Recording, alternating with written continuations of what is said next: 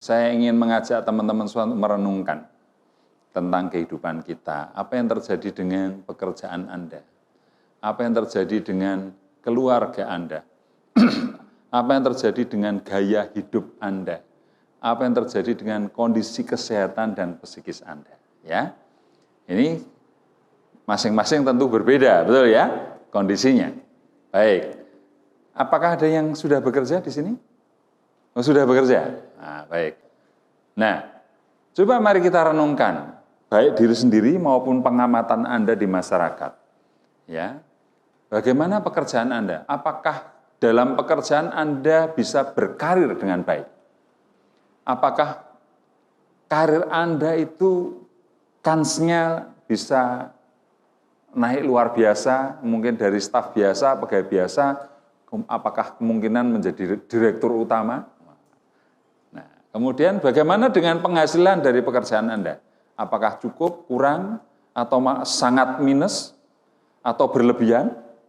Nah, biasanya kalau orang bekerja, bukan pengusaha, hutangnya banyak, biasanya. Ya? Nah, nanti ini juga direnungkan, apakah saya punya hutang, cicilan, dan sebagainya. Kemudian di lingkungan pekerjaan, apakah Anda merasa nyaman atau tidak? Nah, apakah merasa waktu Anda habis untuk pekerjaan? Berangkat pagi, pulang petang, bahkan berangkat pagi, pulang pagi. Ya, berangkat ketika anak-anak belum bangun dan pulang ketika anak-anak sudah tidur.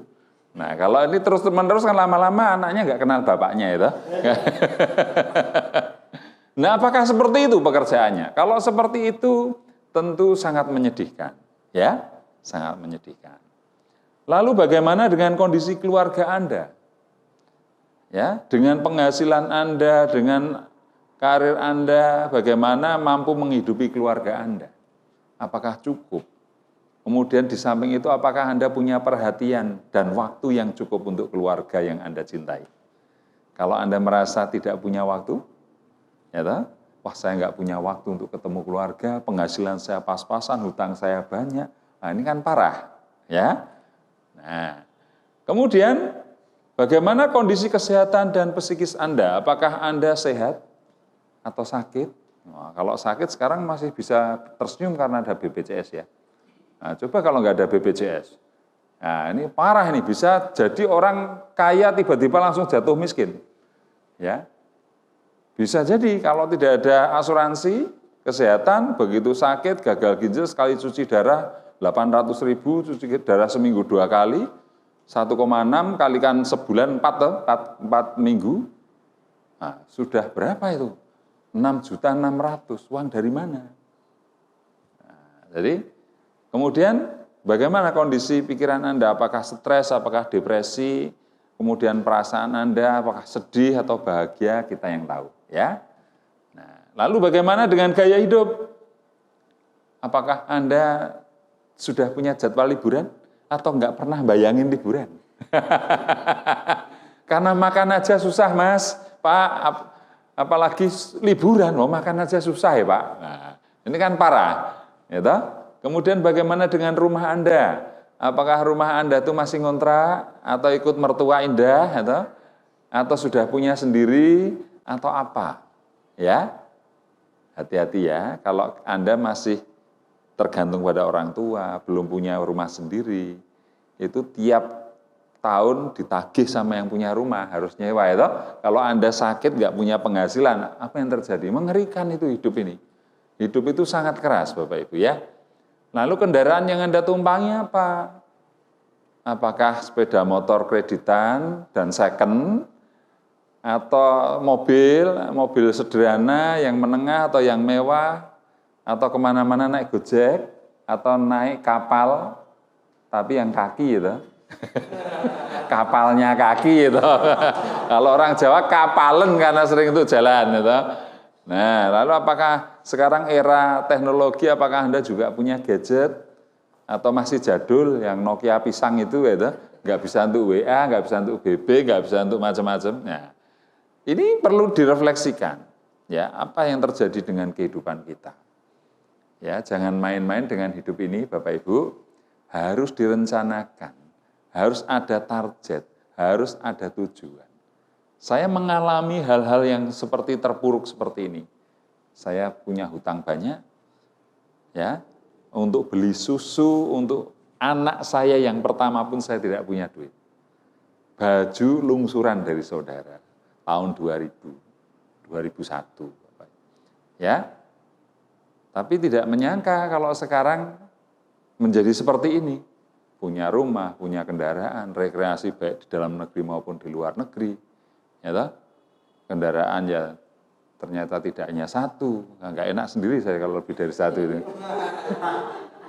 Ya saya nggak bayangkan, padahal tahun 2000 sengsaranya minta ampun begitu ya. Tapi 2020 ini Anda lihat sendirilah kondisinya. Nah jadi kenapa bisa seperti itu? Karena saya punya target, saya punya goal setting. Hidup saya rencanakan. Hidup saya itu sudah ada rencana apa yang harus saya lakukan. Ya, jelas tujuannya. Kalau tujuannya sudah jelas, targetnya sudah jelas, tinggal upaya apa yang harus saya lakukan. Dan saya take action, saya melakukan bukan hanya wacana. Karena sukses itu tidak ada di alam wacana.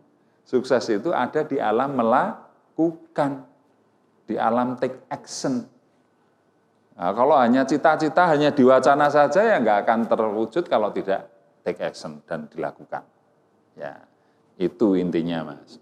Ya, nah silahkan Anda renungkan bagaimana kondisi Anda saat ini. Nah, kalau parah, minus, nah ini harus ada solusinya, kan gitu ya toh.